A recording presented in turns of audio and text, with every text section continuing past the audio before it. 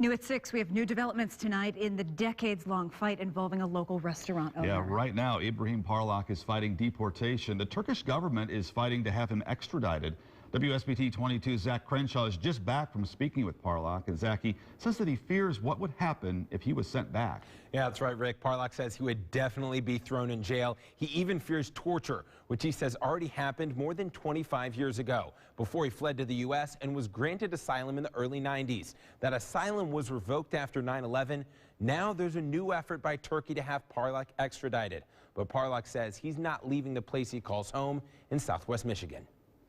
In his cafe off Red Arrow Highway, Ibrahim Parlak says even he is tired of hearing his own story in the news. It have to end somewhere. Parlak's efforts to get U.S. citizenship and the continued fight against extradition to Turkey have lasted more than 2 decades. Less than 2 weeks ago, though, the Turkish consulate in Chicago sent Congressman Fred Upton a letter, which brings up old allegations Parlak was part of a terrorist organization responsible for killing 2 patrol officers, something Parlak and his supporters say Turkish court already ruled on in 1990. This is what the Turkish military court at the time said, that because of all of this, it would not be possible for Ibrahim Parlak to have shot the killed soldiers. Since 1990, Parlak has been in the United States, and Turkey, for the most part, has let him be. Parlak and his group believe the renewed efforts for extradition are politically motivated.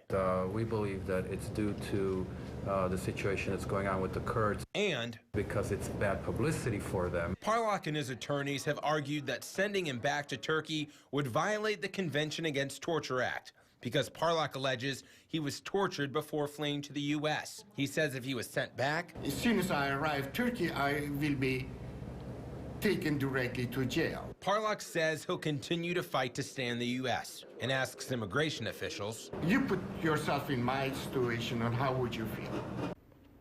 Now, Parlak is currently working on a number of things that would allow him to stay. One is a ruling by a federal immigration court, another a bill in Congress, and another an extension with Homeland Security. His current extension ends in exactly 1 month, Jennifer. You know, Parlak, one thing about him, he's always had so much support from people in his community. Absolutely. One of those big supporters, Congressman Fred Upton.